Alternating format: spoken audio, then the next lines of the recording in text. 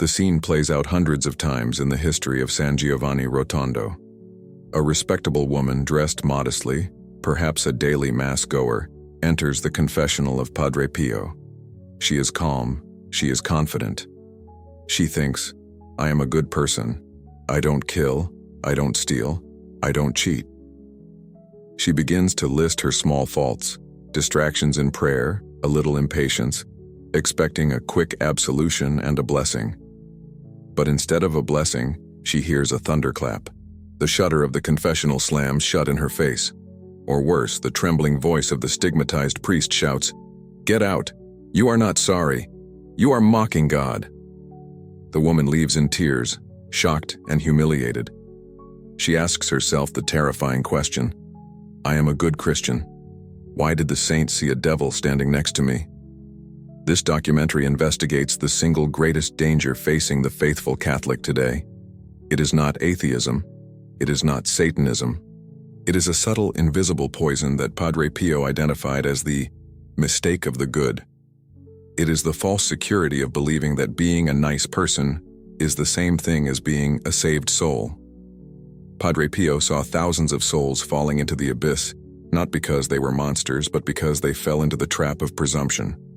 They assumed they were safe, so they stopped fighting. And in the spiritual life, the moment you stop fighting, you start drowning.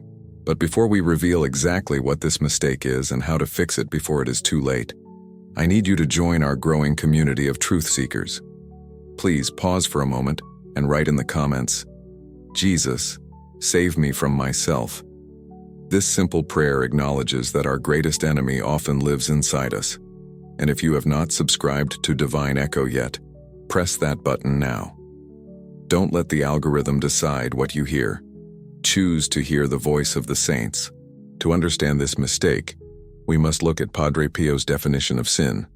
The modern world, and even many modern good people, define sin by the criminal code. If I am not in jail, I must be good. Padre Pio famously crushed this logic.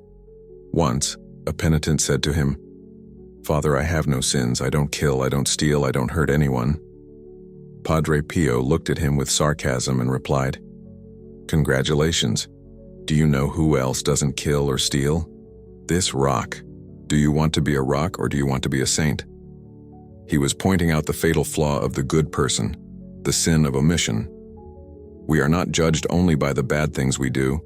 We are judged by the good things we fail to do. The good person is content with doing nothing wrong. The saint knows that he must burn with love. Padre Pio saw that many good people were actually spiritually dead.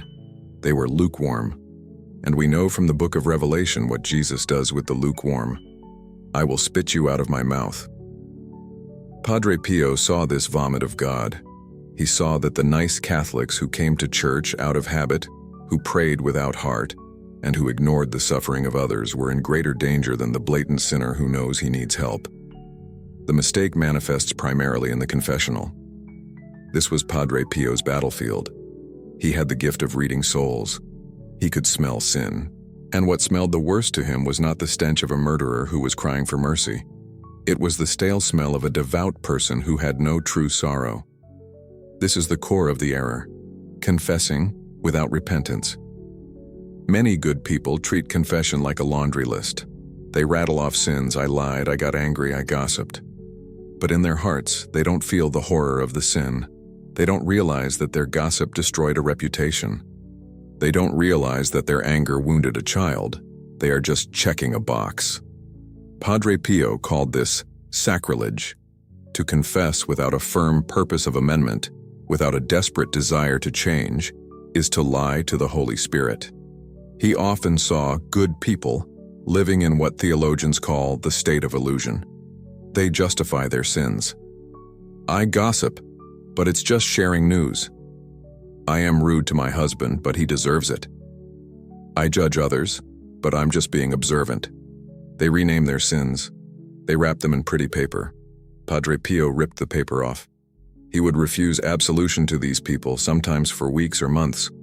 Was he being cruel? No. He was being a doctor. If a doctor sees a patient with gangrene who thinks it's just a bruise, the doctor must scream, "We need to cut this off." Padre Pio refused absolution to shock the good person out of their coma. He knew that if he forgave them while they were still making excuses, they would go straight to hell with a clean conscience. There is a terrifying story of a woman who was a pillar of the church.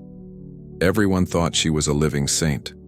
She died, and people asked Padre Pio to pray for her soul. He looked down and said with great sadness, "She is saved, but she will be in purgatory until the end of the world." Why? Because she practiced external virtue. She looked good on the outside. She said the right prayers, but inside she was critical, unforgiving, and proud. She had spent her life judging others while thinking she was superior. This spiritual pride is the cancer of the good. It blinds you. You look at the drunkard or the thief and say, "Thank God I am not like him," just like the Pharisee in the Bible. And that thought alone is enough to bring you down. Padre Pio saw the good person mistake as a lack of love. The devil doesn't need to make you evil. He just needs to make you cold. A cold heart cannot enter heaven because heaven is a furnace of charity. If you are good, but you ignore the poor, if you are good, but you hold a grudge against your sister for 10 years, you are not good. You are deluded. Padre Pio warned that the road to hell is paved not just with bad intentions, but with good people who never actually loved anyone but themselves. He also identified a specific trap regarding the Eucharist. Many good people receive communion every Sunday out of routine. They don't prepare. They don't give thanks. They walk up the aisle thinking about lunch. Padre Pio trembled at the altar. He saw angels hiding their faces in awe of the mystery. Yet he saw good people grabbing the host like it was a snack. He warned that receiving communion with a heart attached to small sins without fighting them causes a hardening of the heart. Instead of making you holier, the sacrament makes you more deaf to God because you get used to Him. You lose the holy fear. The most frightening aspect of this mistake is that it is silent. The murderer knows he is in danger. The adulterer feels the guilt. But the lukewarm good person feels fine. They sleep well at night. They are sliding toward the precipice on a comfortable mattress. Padre Pio's harshness was the only alarm clock loud enough to wake them up. He told one woman, "You have not committed mortal sins, it is true, but you have committed thousands of venial sins that you love. And 1,000 heavy weights will sink a ship just as surely as one giant rock." As we go deeper into this investigation, we will see the specific small sins that Padre Pio hated the most, the ones we commit every day without thinking. And we will see the remedy he prescribed to turn a good person into a saved soul. Because in the end, God does not want you to be good. He wants you to be His. If the mistake of the good begins with a false sense of security, it manifests most violently in the one organ we use to pray, the tongue. Padre Pio was terrified of the sins of the tongue. He saw good church-going people who would never dream of stabbing someone with a knife, yet they stabbed their neighbors every day with their words. He called gossip the devil's Eucharist. Think about that. When you receive communion, you receive Jesus. When you gossip, you receive the devil on your tongue. He explained that when a person speaks ill of another, they are essentially eating the flesh of their brother. He saw pious women who prayed the rosary, but then spent hours on the phone destroying reputations. To Padre Pio, this was not a small flaw, it was a mortal wound to the soul. He was merciless in the confessional regarding this. If a person confessed, "I spoke badly of someone," Padre Pio would often ask, "Have you repaired the damage? Have you gone back and spoken well of them?" If the answer was no, he would shout, "Then neither can I forgive you." He understood that the good person thinks their words are harmless. They say, "I'm just telling the truth." But Padre Pio taught that truth without love is a weapon. He saw souls in purgatory suffering specifically because they caused division in their families or parishes. The good person destroys unity while thinking they are defending righteousness. The second trap that catches the good Catholic is human respect. This is a fancy theological term for cowardice. It is the sin of caring more about what people think of you than what God thinks of you. Padre Pio saw this constantly. He saw men who would not tip their hats when passing a church because they didn't want to look too religious in front of their friends. He saw families who stopped praying before meals in restaurants because they were embarrassed. He saw mothers who allowed their children to live in sin because they didn't want to cause a scene. Padre Pio called this betrayal. He would ask, "You are ashamed of Christ? Then Christ will be ashamed of you." The good person tries to fit in with the world and with God. They want to be popular and holy. Padre Pio said this is impossible. He lived his life as a sign of contradiction. He didn't care if he was called a madman, a fraud, or a fanatic. He only cared about the eyes of Jesus. He warned that human respect is the chain that drags many good souls to hell because they silence their conscience to please the crowd. They see evil being done, and they say nothing. That silence is a sin. Then there is the issue of unconscious scandal, specifically regarding modesty. This was a battlefield for Padre Pio. He saw many good women, mothers and wives, who dressed with vanity or allowed their daughters to follow the corrupt fashions of the time. These women were not trying to be seductive. They just wanted to look modern or nice. They considered themselves innocent. But Padre Pio saw the spiritual reality. He saw the sins of thought that these fashions provoked in men, and he held the women responsible for those sins. This is the hard truth that the good person hates to hear. You are your brother's keeper. Padre Pio once told a woman who came to confession in a skirt he deemed too short, "Go and get dressed, then I will hear you." She argued, "But Father, it is the fashion, everyone wears this." He replied with a sentence that should chill us to the bone. "Do you want to go to hell with the fashion or to heaven alone?" He saw that following the crowd is the quickest way to the abyss. The good person follows the fashion. The saint sets the standard. He warned that many good people will be shocked at Judgment Day when they see the line of souls who fell into sin because of their bad example, their immodesty, their coarse jokes, or their worldly behavior. The consequence of these respectable sins is revealed in Padre Pio's visions of purgatory. He had many visitors from the afterlife. Often they were fellow priests or nuns, people who were considered holy on earth. One night, he saw a brother cleaning the altar. He asked, "Who are you?" The figure replied, "I am Brother X. I am here doing my purgatory because I was careless in the church." This man was a monk. He was good, but he had lacked reverence. Padre Pio taught that for the good person who dies with these unrepented attachments, attachment to gossip, attachment to vanity, attachment to comfort, the purification is long and painful. They are saved, yes, but they must be saved as through fire. He saw that God's standard of holiness is absolute purity. The good person says, "I did enough." God says, "You did not give me your whole heart." There is a terrifying story of a good lady who died in San Giovanni Rotondo. She was known for her charity work, but she had a feud with her neighbor that she refused to resolve. She died without forgiving. Padre Pio revealed that she was saved, but she was plunged into a level of purgatory close to hell, specifically for the hardness of heart. She had done good works, but she had no love. St. Paul warned us, "If I give all I possess to the poor, but do not have love, I gain nothing." The good person often has the works, but lacks the love. They check the boxes, but their hearts are stone. This leads us to the most dangerous aspect of the good person syndrome, spiritual blindness. Because they don't commit big sins, they stop examining their conscience. They stop growing. They become like a stagnant pond. Padre Pio said, "The soul that is not moving forward is moving backward. There is no standing still. If you are not striving to be a saint, you are slowly drifting toward becoming a demon. The drift is imperceptible. It starts with skipping one prayer, then skipping Mass on a holy day, then justifying a small lie, and before you know it, the good person is capable of great evil, all while maintaining the appearance of piety." Padre Pio was the surgeon sent to cut out this cancer. He knew that the only cure for the mistake of the good was a radical dose of humility and fear of God.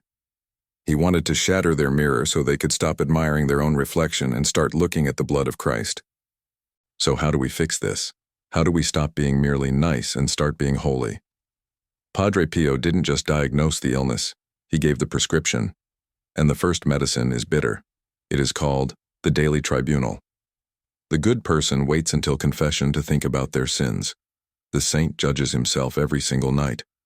Padre Pio insisted on a rigorous examination of conscience at the end of every day, but not a quick glance. He wanted a deep search. He said, "The dust accumulates in the room even if the windows are closed." He taught that we must ask the hard questions that good people avoid. Did I complain today? Did I waste time? Was I cold to someone who needed me? Did I pray with my heart or just my lips? This nightly review prevents the crust of indifference from forming over the heart. It forces us to face our mediocrity. If you want to escape the trap of the good person, you must stop comparing yourself to your neighbor, at least I'm better than him, and start comparing yourself to Jesus Christ. In that light, we are all beggars in need of mercy. The second remedy is the acceptance of the cross. This is the definitive test. How does the good person react to suffering? They complain. They say, "God, why me? I go to Mass, I am good, this is unfair." They feel entitled to a comfortable life because they follow the rules. But the saint? The saint kisses the cross. Padre Pio lived in constant pain. The stigmata, the persecution, the illness. He never complained. He taught that suffering is not a punishment for the good. It is a promotion. It is God trusting you with a piece of his cross to help save souls. If you are a good person who constantly whines about your aches, your bad luck, or your difficult family, you are missing the point of Christianity. You are rejecting the very tool God sent to polish your soul. Padre Pio said, "Love the difficult things, for they are the ones that pay the most." The third weapon is the rosary, but not the mumbled, half-asleep rosary of the lukewarm.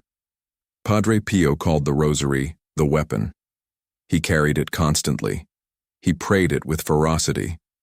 He knew that the good person is easily swept away by the current of the world because they are not anchored.